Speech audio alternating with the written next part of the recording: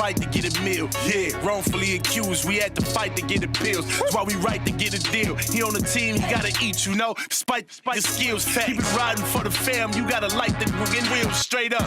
But in the past bad, work up in the trash bag. I'll pass a lie to take the test before I pass class. Yeah, and my family needed bread, I had to come correct. That's why I keep airing it out like I just passed gas.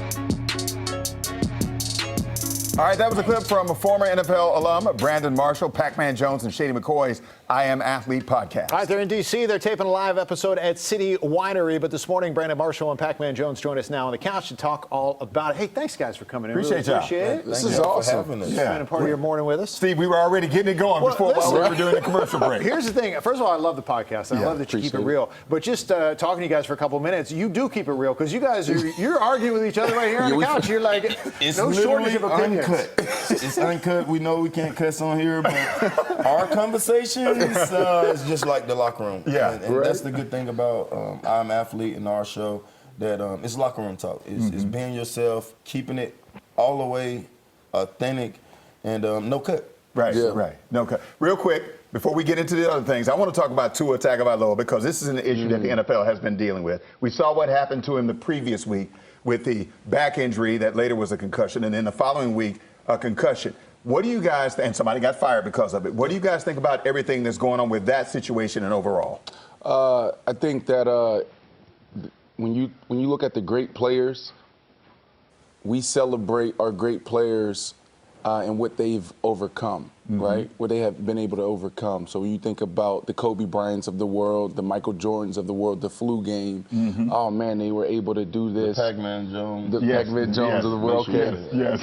So you have, basically what I'm trying to say is you have to protect the players, right? Because the mindset of a player is, I'm going to play through anything, and that's my job. So when you think about Tua, he did what, most players would. And that's why it's important for the spotters or those independent doctors to stand up and do their job. They didn't do their job. They let him down. They let, the NFL community down. A star like Tua wants to be recognized for that toughness, right? To rise above. Somebody fighting for a roster spot just doesn't want to come out of the game. So it's always going to be a challenge, like you said, to do that. Well, really quick, my only concussion, I was playing here against Washington back in 2011. 2010, it was my contract year, and the reason why I played through it is because if I didn't play through it, I wouldn't have made the money that I made, right? So I never would do that again, even if I was still playing. But those even with the money on the line, you would? No, I mean once I got it, he wouldn't. You would have. I would. Okay. I went through this situation. I had a incident when I was playing with Dallas. I got hit by James Harrison. I muffed the punt. I was paralyzed for 7 minutes. End up coming back and playing in the game. Get back to Dallas, have a whatever MRI, and come back that I need C3, C4 neck surgery. Oof. So I don't get to play no more the rest of the year, but I did come back and play in that game. Right.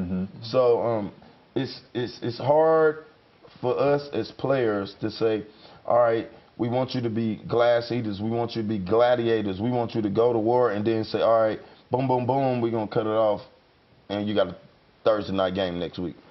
Sound good to the people, but us as players, I don't want to let my brother down. I don't want to let Brandon down. And the first thing people say, hey, look, man, if you can suck it up, we play Cincinnati Thursday night. You get what I'm saying? Oh, yeah. So we got to do a better job at taking care of us. Absolutely. When I say us, I'm talking about the 1,600 players that's on the active roster, the guys that played before. It's real, bro. And like every time we're going through these concussion things and people are suing people and this and that, it might not sound glitz and glamours for TV, but this is a real situation. This is a real situation that we as athletes go through every day. You guys are keeping it real, obviously, want to dial back to the podcast real quick, because you're doing the live show, which I'm sure is great for you, get that live feedback from people. You mentioned the locker room is kind of what you're bringing out here. You have the chance with this podcast to be able to relate to so many other athletes, right? They'll open up to you because they know what you dealt with, and vice versa. We're hearing what they're saying. What are you guys learning from this? After all the years you've been in the league and all the work you put into being an athlete, what are you picking up from these folks you're talking to?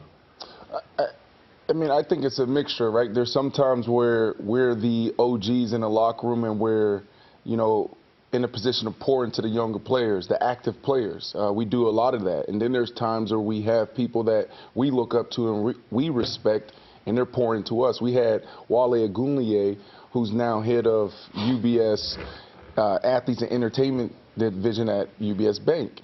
And he came on and talked to us about financial literacy, right? And that was an episode where it was dynamic, and he poured into us. So I think it's a mixture of us pouring into people and people pouring into us. It's just, that's the locker room, though. You walk in the locker room, you have 5 guys over here talking about, you know, what they did last night. You got 5 guys over here talking about politics. You have 5 guys over here talking about the stock market. You have 5 guys over here talking about their wives and their children. That's the dynamic of the locker room. So I know in D.C. sometimes, you know, we talk about locker room talk. We had a guy here that didn't shine a bright light on locker room talk, but when we say locker room talk, we're talking about the dynamic of it, how complex it is. You know, those are just the conversation. All we're doing is just putting the camera on that and capturing it. And the big part is giving us a voice. Like, this is what new media is about. Right. When we play ball, we would get fined. Right. If I say, hey, look, I really don't like how they treating us over here today, da-da-da. Right now, you can go and say whatever you want to say. Right. And nobody, you find me, that's cool. Yeah. Then we'll, if you want to make it a bigger media thing, then we'll go to that. But now, where we at in this day and time, you have a voice. When we was playing ball, we had a voice, but we ain't have a voice. Right. You get what I'm saying? Like, after the basketball game, Draymond Green, he get kicked out the game. He at halftime, like, yeah, Right, like, right. so, NBA Finals. yeah, this is what it's about now. And like me personally, I should thank you, but I'm not.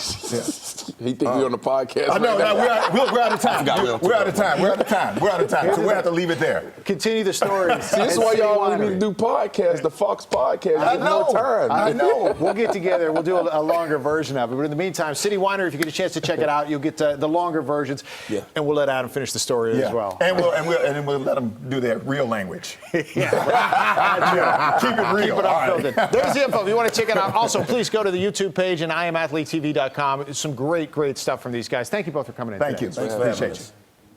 Marissa. All right, well, filmmaker and Jane the Virgin actor Justin Baldoni wrote a guidebook to help young boys embrace